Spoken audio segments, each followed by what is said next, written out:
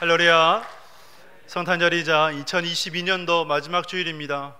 이 주일 하나님께 나와 예배 드리고자 나온 여러분들에게 하나님의 크신 은혜와 위로가 충만하시길 주님의 이름으로 축복합니다. 오늘 본문을 통해서 큰 기쁨의 좋은 소식을 점으로 말씀 전하도록 하겠습니다.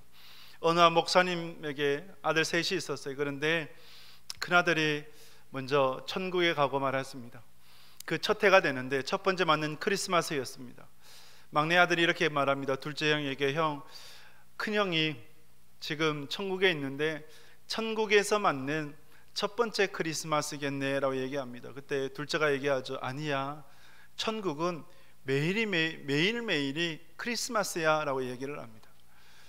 이 말을 듣고 있던 아버지가 마음에 깊은 울림을 갖게 되고, 그래, 내 아들이 있는 그곳이 바로 매일매일 천국, 매일매일이 크리스마스가 되는 바로 천국이구나.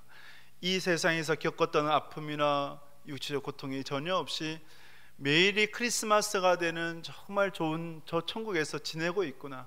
그래서 아들 먼저 보낸 그 슬픔을 이겨낼 수 있었다 그럽니다. 여러분, 천국은 매일매일이 크리스마스인 줄 믿습니다. 크리스마스가 뭡니까? 예수님께서 이 땅에 오신 날이요, 인류에게 가장 기쁜 날 아니겠습니까? 그 기쁜 날이 바로 천국은 매일매일이 가장 기쁜 날이라는 것이죠. 또한 주님이 함께하는 그것이 천국이 되는 줄 믿습니다. 그러면 우리가 우리 주님과 함께 동행한다면, 그러면 그것이 천국이 되는 것이고 매일매일이 크리스마스의 기쁨을 누리게 될 줄 믿습니다. 여러분들에게 이 은혜가 충만하시길 주님의 이름으로 축복합니다. 우리 옆에 있는 분들과 함께 우리 크리스마스 인사 한번 나누도록 하겠습니다. 메리 크리스마스, 메리 크리스마스. 즐겁고 복된 성탄절 되시길 주님의 이름으로 축복합니다. 말씀 우리 함께 보도록 하겠습니다. 누가복음 2장 10절 말씀입니다. 2장 10절 같이 봅니다. 천사가 이르되 무서워하지 말라, 내가 온 백성에게 미칠 큰 기쁨의 좋은 소식을 너희에게 전하노라. 아멘. 그 지역의 목자들에게 천사가 현현하였습니다. 한밤중에 천사를 보게 되면 무섭지요. 두려울 수밖에 없습니다. 그래서 무서워 떨떠는 그들에게 천사가 말합니다. 무서워하지 마라. 보라, 내가 온 세상에 미칠 큰 기쁨의 좋은 소식을 내가 너희에게 전하노라 라고 말씀을 합니다. 온 세상에게 미치게 되는 큰 기쁨의 좋은 소식, 큰 기쁨의 좋은 소식이 뭐겠습니까? 복음이죠. 복음 중에 복음이 됩니다. 여기에서 큰 기쁨이에요. 여러분, 세상에서는 우리에게 기쁨을 줄 수 있겠습니까? 없겠습니까? 기쁨을 줄 수 없어요. 재미는 줄 수 있어요. 어떤 사람이 그렇게 얘기했다고 그래요. 술도 안 마시고 도박도 안 하고, 그리고 세상 것을 즐기지 않는데 무슨 재미로 살아가냐, 무슨 재미로 살아가냐, 그런 얘기를 한다고 합니다. 했다고 그래요. 무슨 재미? 그 사람들 볼 때는 재미는 없을 수 있어요. 그렇죠? 재미는 없는데 뭐가 있어요? 진정한 기쁨이 있는 거죠. 세상의 유흥은 잠깐의 재미밖에 되지 않아요. 그러나 우리 주님을 진정으로 만나게 되면 그 재미를 쫓는 것이 아니라 기쁨을 추구하게 되죠. 예수 그리스도를 통해 참된 기쁨을 얻게 되는 것입니다. 그래서 천사가 목자들에게 온 세상에 미칠 큰 기쁨의 좋은 소식을 내가 너희한테 전한다 라고 얘기를 합니다. 예수님께서 이 땅에 오신 것은 온 세상에게 미치는 큰 기쁨의 좋은 소식이 됩니다. 믿으십니까? 복음 중에 복음이 되는 것입니다. 왜 복음 중에 복음이 되는가? 큰 기쁨의 좋은 소식이 되는 이유가 뭔가를 세 가지 질문을 통해서, 언제 이 땅에 예수님께서 오셨고, 어디에 오셨고, 그리고 진정한 왜라는 질문을 통해서 도대체 왜 예수님께서 큰 기쁨의 좋은 소식이 되시는가, 이 세 가지 질문을 통해 큰 기쁨의 좋은 소식이 되시는 이유에 대해서 찾아가 보도록 하겠습니다. 먼저 우리 누가복음 2장 1절 2절을 통해서 예수님이 언제 이 땅에 오셨는가를 우리가 보도록 하겠습니다. 누가복음 2장 1절 2절 말씀 같이 읽습니다. 그때에 가이사 아구스도가 영을 내려 천하로 다 호적하라 했으니 이 호적은 구레뇨가 수리아 총독이 되었을 때에 처음 한 것이라. 아멘. 여러분, 예수님의 탄생 기사를 기록한 제자들은 마태와 누가예요. 근데 마태는 마태는 헤롯 왕과 유대를 배경으로 예수님의 탄생 기사를 족보를 기록을 했고, 근데 누가는 달라요. 누가는 로마 황제, 그리고 로마를 배경으로 해서 성경을, 예수님의 족보를 기록하게 됩니다. 차이가 있죠. 그 차이가 어디서 나냐면 주 대상이에요. 마태의 주 대상은 유대인들이 독자예요. 유대인들을 대상으로 기록을 했습니다. 그러나 누가는 누구를 대상으로 기록을 했느냐? 이방인들을 대상으로 기록을 했습니다. 누가가 또 기록한 성경이 있죠. 그것이 뭡니까? 사도행전 아니겠습니까? 사도행전. 즉 이방인들 대상으로 기록했던 것이 바로 누가복음이 됩니다. 그래서 그 배경이 달라요. 오늘의 배경은 그때에 가이사 아구스도가 호적을 내렸을 때로 시작을 합니다. 여러분, 가이사 아구스도 로마의 첫 황제입니다. 그의 통치 기간은 BC 27년부터 AD 14년, 약 41년 동안 통치했어요. 로마의 황제가 41년 동안 통치했다고 하는 것은 장기간이에요. 이렇게 오랫동안 통치한 황제가 아마 없을 거예요. 이처럼 장기간 통치할 수 있었던 것은 그의 탁월한 정치 능력이고 행정 능력이 뒷받침되었기 때문입니다. 그의 본명이 옥타비아누스예요. 옥타비아누스. 그가 악티움 해전에서 정적인 안토니우스와의 전쟁에서 승리하게 됩니다. 여러분, 안토니우스를 생각하면 한 사람이 또 한 여인이 떠오르죠. 그 여인의 이름이 클레오파트라 아닙니까? 그래서 클레오파트라, 이 옥타비아누스와 안토니우스와의 악티움 해전의 전쟁은 결국은 로마와 그리고 이집트와의 전쟁과 동일하였습니다. 왜냐하면 클레오파트라가 이집트의 여왕이었기 때문에 그러한 역사 가운데 악티움 해전에서 옥타비아누스가 승리하게 되고 진정한 로마의 첫 황제로 이제 등극을 하게 됩니다. 그가 로마 황제가 되었을 때 실시했던 것 중에 인구조사를 실시했어요. 왜 인구조사를 했느냐? 세금을 정확하게 거두려고 했던 것이고, 또 군인 징집을 위해서 이러한 두 가지 목적으로 인구조사를 시행을 하게 됩니다. 그것을 위해서 호적하라고 그랬어요.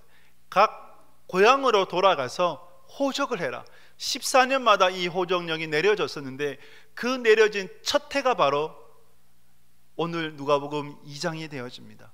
첫 해에 나사렛에서 살고 있던 다윗의 자손 요셉, 그 요셉이 베들레헴으로 돌아가서 호적을 하게 됩니다. 성경은 이렇게 말씀을 하고 있습니다. 누가복음 2장에 보면 2장 4절 5절 말씀 같이 읽겠습니다. 요셉도 다윗의 집 족속이므로 갈릴리 나사렛 동네에서 유대를 향하여 베들레헴이라 하는 다윗의 동네로 그 약혼한 마리아와 함께 호적하러 올라가니 마리아가 이미 잉태하였더라. 아멘. 여러분, 예수님 앞에 뭐가 붙습니까? 나사렛 예수라고 붙죠. 왜 나사렛 예수라고 붙냐면 그 아버지 요셉이 다윗의 집 족속이에요. 다윗의 후손인데 그 다윗의 땅이라고 하면 예루살렘이죠. 예루살렘 인근이 또 베들레헴이 되는 것인데, 베들레헴이란 것이 베들레헴이 되고, 베트가 집입니다. 레헴이 떡이고, 뭐 이름이 떡집인데, 그럼 이스라엘은 떡이 없잖아요. 그게 빵이에요. 빵집이라는 것이 베들레헴의 뜻입니다. 그래서 여기가 고향이에요. 그런데 살던 곳이 어디냐면 나사렛에서 살았어요. 갈릴리 나사렛에서 살았기 때문에, 그래서 아이를 낳고 또 그 아이를 데리고 어디로 가서 살았냐? 나사렛에서 살았던. 그래서 예수님 부를 때 나사렛 예수라고 부르는 것이 바로 그 이유입니다. 그런데 이 나사렛이라고 하는 지역은 별로 인정받지 못하는 지역이에요. 사실 사람들의 왕래가 많고 상인들의 왕래가 많아요. 그리고 군인들이 왕래가 잦아요. 거주하는 지역이 아니라, 주택가가 아니라 상인들이 이제 상가가 밀집해 있는 지역이고, 군인들의 흐름이 많다. 군인들 왔다 갔다 한다. 그러면 여러분, 그 지역의 분위기가 어떨까요? 유흥의 분위기가 짙겠죠. 예. 타락된 문화들이 짙어요. 그래서 여러분, 빌립이 나다나엘을 전도하려고 할 때 나다나엘이 예수님이 나사렛 출신이라고 했을 때 비아냥거렸죠. 어떻게 비아냥거렸습니까? 나사렛에서 무슨 선한 것이 날 수 있냐? 바로 그 이유가 돼요. 그런 지역에 다윗의 자손 요셉이 살았던 거예요. 그래서 요셉이 이제 호적을 하러 어디에 가야 돼요? 베들레헴에 가야 되는 겁니다. 그런데 그 베들레헴에 가야 되는데, 원래는 요셉 혼자만 가면 돼요. 남자 혼자만 가면 되는데 아내인 마리아와 함께 가게 됩니다. 근데 마리아가 이미 어떤 몸이에요? 잉태했고 만삭이에요. 만삭인 이 마리아를 데리고 함께 베들레헴에 가게 됩니다. 자, 여러분, 여기에서 우리는 질문을 한번 던져봐야 돼요. 왜 이때일까? 왜 이때일까? 왜 로마의 황제 아구스도가 이때 호정령을 내렸을까? 그리고 왜 하필 이때에 마리아가 만삭이 되었을까? 예수님을 잉태했을까? 그리고 왜 이 요셉이 다른 지역 사람도 아니고 베들레헴이 고향일까? 그래서 베들레헴에서 그 아기가 태어나야만 했을까? 이 왜라는 질문을 던져봐야 됩니다. 여러분, 왜 그렇게 했습니까?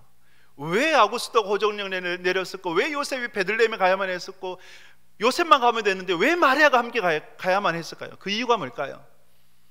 하나님의 말씀, 예언의 말씀을 성취하기 위해서인 거죠. 미가서 5장 2절 말씀 같이 읽겠습니다.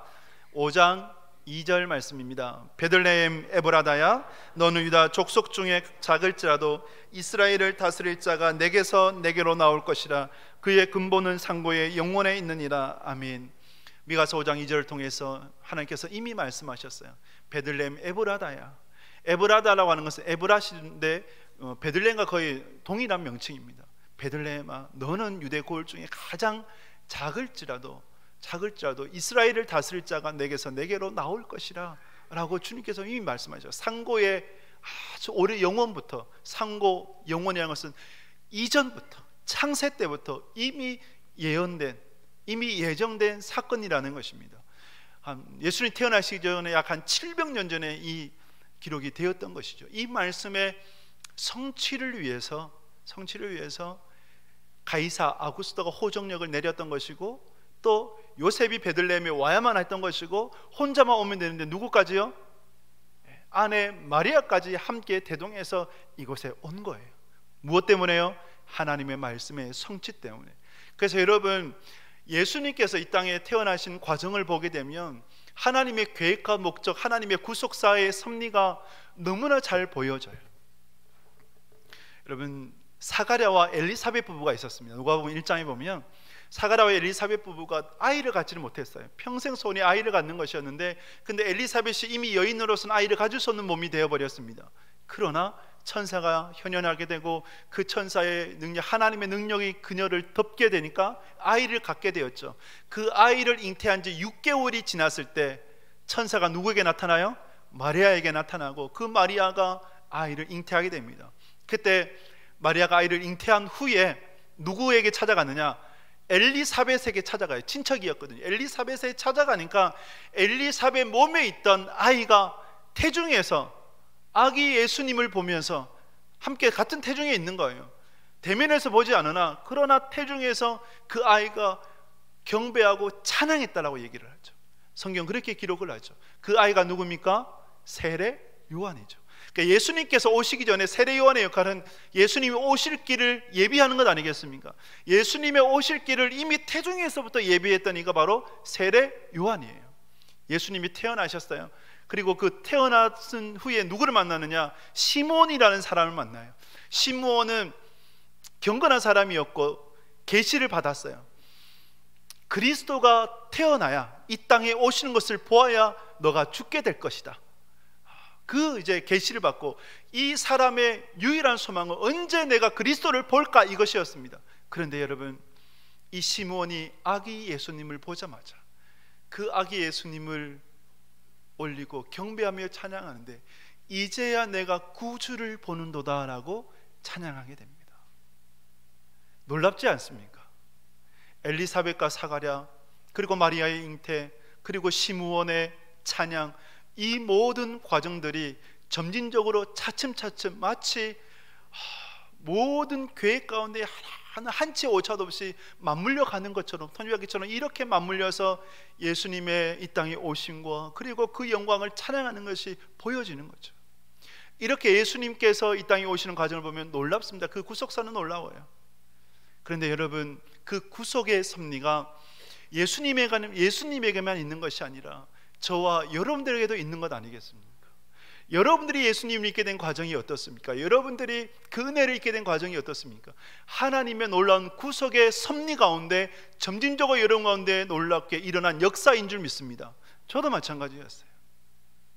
제가 대학교 때 비전을 두고 기도했었습니다. 하나님, 제가 어떻게 살아가야 될까요? 고2 때부터 비전을 두고 기도했을 때에 대학교 4학년 때였습니다.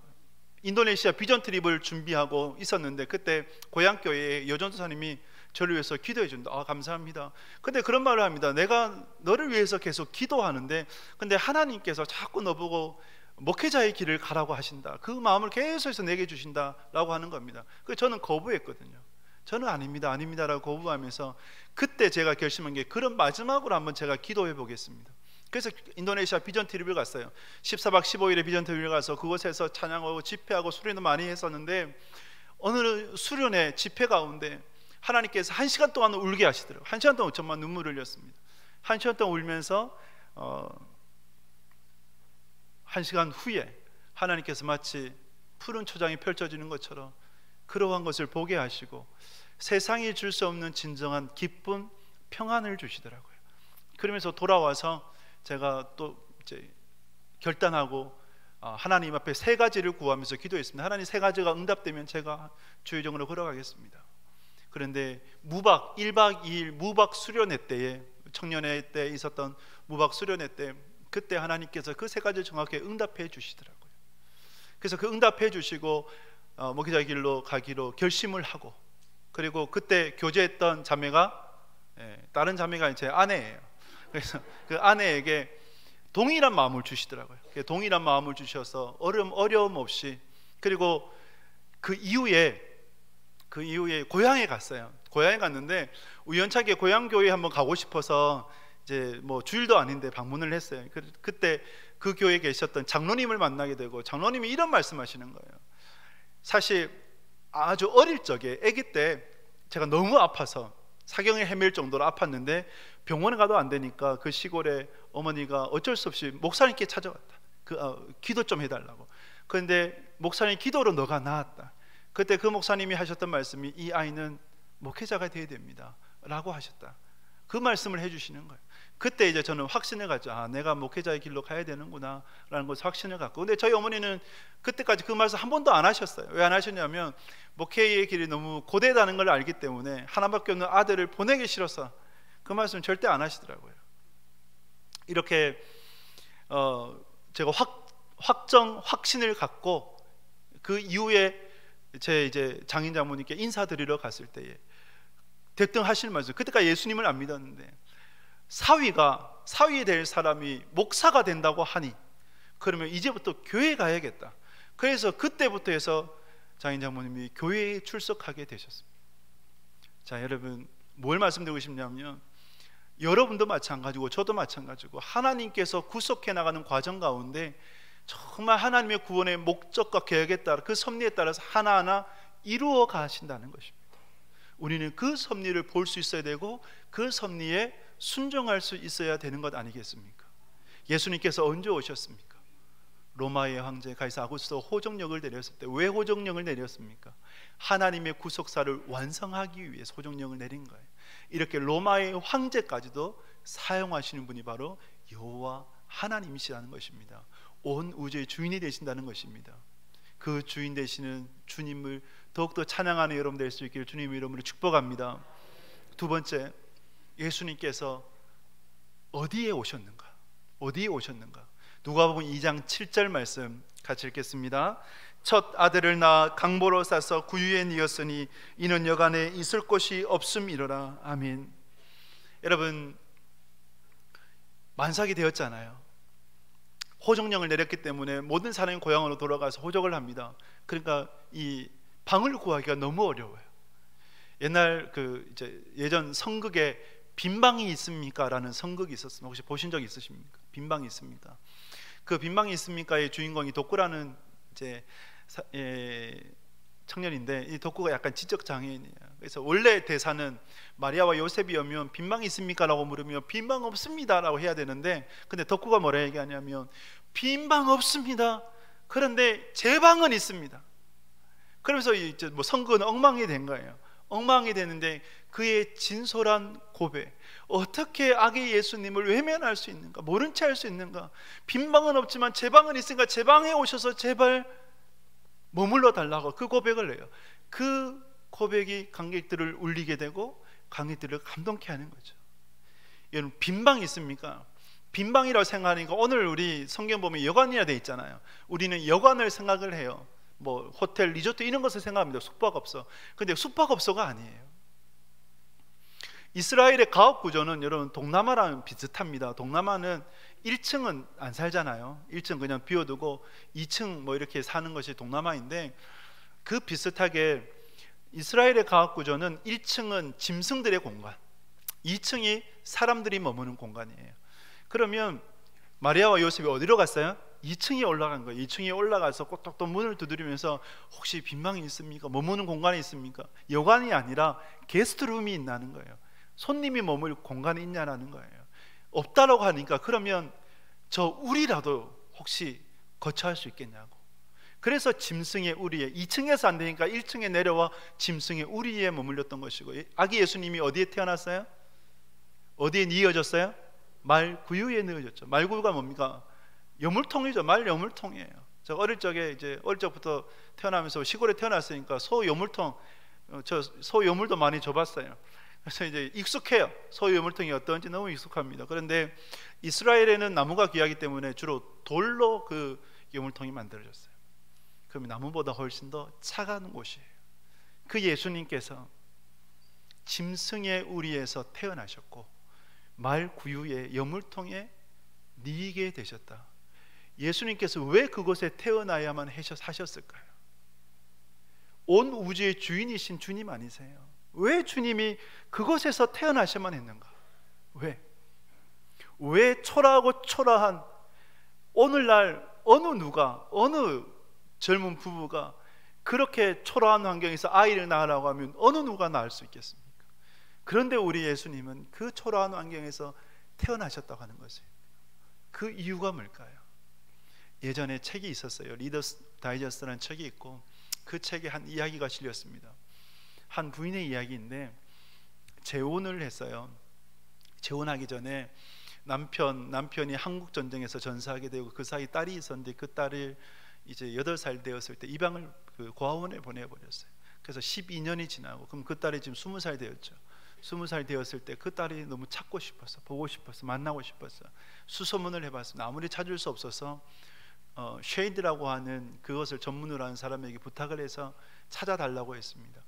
온 미국 전역을 찾았다 그래요. 다녔는데 근데 소식을 들었다 그래요. LA 한 나이트클럽에서 노래를 부른다라는 소식을 듣고 쉐이드가 그녀를 찾아갔습니다.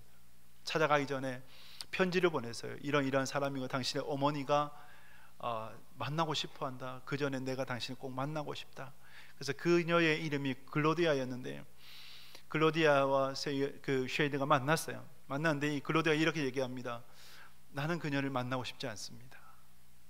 나는 장님인데 앞을 보지 못하는데 내 매니저를 통해서 편지를 들었습니다. 그러나 나는 그녀를 절대 보고 싶지 않습니다. 근데 쉐이드가 부탁하고 그녀를 설득해서 만나기까지는 했습니다. 만났는데, 그런데 이 어머니가 글로디아에 만났을 때 내가 너를 얼마나 보고 싶었는지, 내가 너에게 얼마나 많은 이야기를 하고 싶었는지 너는 아니라고 할 때 글로디아가 감정이 폭발해버려요. 당신이 나를 버릴 때는 언제고 이제 와서 나를 찾냐고. 나는 당신을 절대 보고 싶지 않다고. 그래도 그 어머니가 한 번만 안아보자고 팔을 벌려서 제발 한 번만 안아보자고 합니다. 그때 쉐이드가 글로디아를 그냥 밀치듯이 그 어머니에게 안기도록 밀어버려요. 그때 이 어머니가 그 딸을 안았는데, 근데 너무 이상해요. 왜 이상했을까요? 그 어머니가 안는데 더듬어요. 코를 더듬고 귀를 더듬고 얼굴을 하나하나 더듬어 나가요.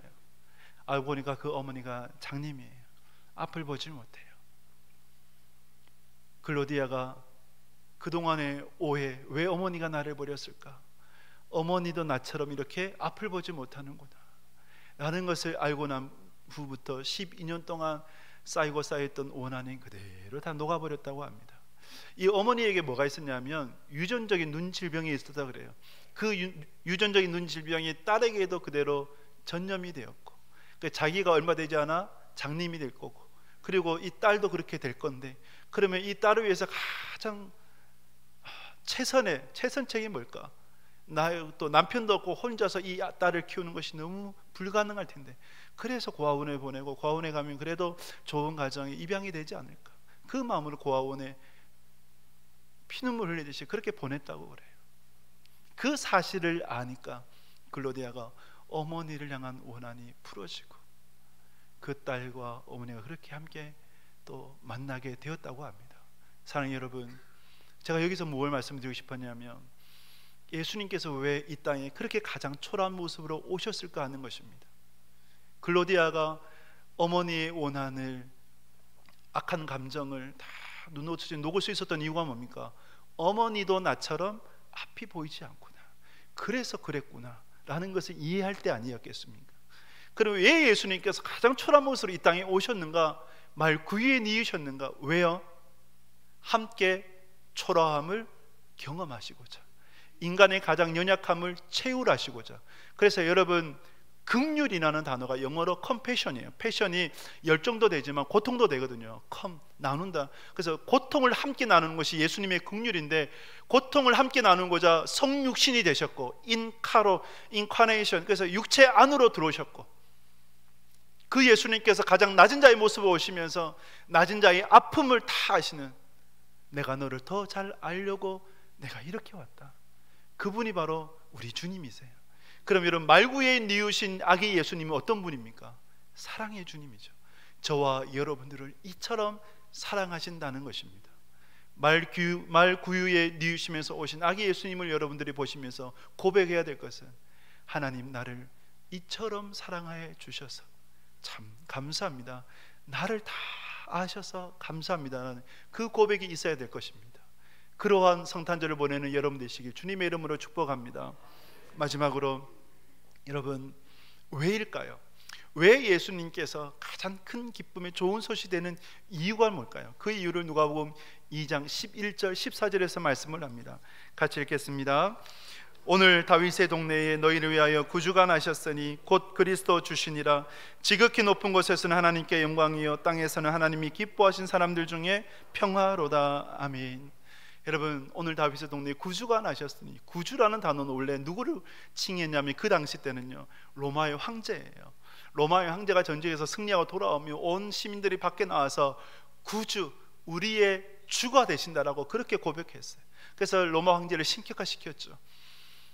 로마의 황제가 구주가 아니라 진정한 구주는 오직 여호와 하나님 예수 그리스도밖에 없다. 이 아기 예수님이 뭐라고요? 그리스도가 되신다, 우리의 구원자가 되신다 라고 천사가 이야기를 하는 것입니다. 이 구원의 대상이 누구인가? 누가 이런 큰 기쁨의 좋은 소식을 들을 수 있는가 할 때에 14절에서 이렇게 말씀하죠. 지극히 높은 곳에서는 하나님께 영광이요 땅에서는 하나님이 기뻐하신 사람들 중에 평화로다 말씀을 합니다. 하나님이 기뻐하신 사람들 중에 평화, 이것이 중요해요. 온 인류를 향한 좋은 소식인 맞지만, 그러나 진정으로 좋은 소식을 듣는 자들은 누구입니까? 하나님이 기뻐하신 사람들 중에, 하나님이 기뻐하신 사람들이어야 한다는 것입니다. 이 말은 하나님께서 선택하신 하나님의 사람들에게 있어서 그들만이 평화가 된다, 진정한 복음이 된다는 거예요. 여러분, 헤롯 왕에게는 이 소식이 복음이었겠습니까? 심판의 메시지였겠습니까? 심판의 메시지죠. 본디오 빌라도에게는요 심판의 메시지죠. 가룟 유다에게는요 심판의 메시지죠. 그러므로 하나님이 기뻐하신 사람들 중에 평화가 돼요. 그리고 여러분, 왜 목자들에게 나타났을까요? 천사가 왜 목자들에게 나타났을까요? 목자라는 직업은 그 당시에 가장 비천한 직업, 남의 그 짐승을 대신해서 맡아주면서 그냥 월급 받는, 그들은 법적 증인도 채택되지 못할 정도로 인정받지 못하는 그룹이라고 합니다. 그러한 목자들에게 천사가 가장 먼저 나타나서 예수님의 탄생을 예언했던 거예요. 예고했던 것입니다. 왜요? 복음의 분명한 메시지죠. 복음은 누구를 위한 메시지일까요? 가난한 자들, 소외된 자들, 억울한 자들을 위한 메시지가 되는 거죠. 그래서 여러분, 내가 가난하냐, 소외되냐, 억울하냐, 빚지냐, 원통하냐, 여러분 그러한 삶을 살 때 이것이 하나님께서 우리를 향한 복음의 메시지라는 것을 여러분들이 기억하실 수 있기를 축복합니다. 간증을 들어보면 어떤 때 예수님 만났다고 늘 고백합니까? 거의 동일해요. 몸이 아플 때, 그죠? 사업이 망했을 때, 남편이, 아내가, 그리고 자식들이 그렇게 고통스럽게 할 때, 그때 예수님 만났다 얘기합니다. 그러한 세상의 시련과 아픔이 하나님께서 우리를 만나주시는 또한 도구가 되는 거죠. 그래서 내가 가난할 때 이것이 하나님께서 나를 만나는 또한 다리가 브릿지가 되어주는구나 생각하게 됩니다. 마지막으로 여러분, 동방의 박사들이 아기 예수님 만날 때 무엇을 드렸습니까? 세 가지 예물을 드렸죠. 뭘 드렸습니까? 황금과 유향과 몰약을 드렸어요. 황금은 왕이신 것을, 유향은 대제사장이신 것을, 몰약은 십자가, 시체에 바르는 그런 향품이 되는데 십자가의 죽음을 바라본 거죠. 이처럼 그들은 그렇게 예수님을 경배했습니다. 여러분들은 무엇으로 경배하시겠습니까? 어떤 가장 귀한 것을 드리시겠습니까?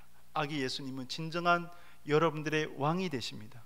여러분들의 평생에 예수 그리스도를 진정한 왕으로 모시며 살아갈 수 있는 복된 인생 되시길 주님의 이름으로 축복합니다. 말씀을 맺습니다. 가장 큰 기쁨의 좋은 소식, 그분이 바로 우리 주 예수 그리스도가 되십니다.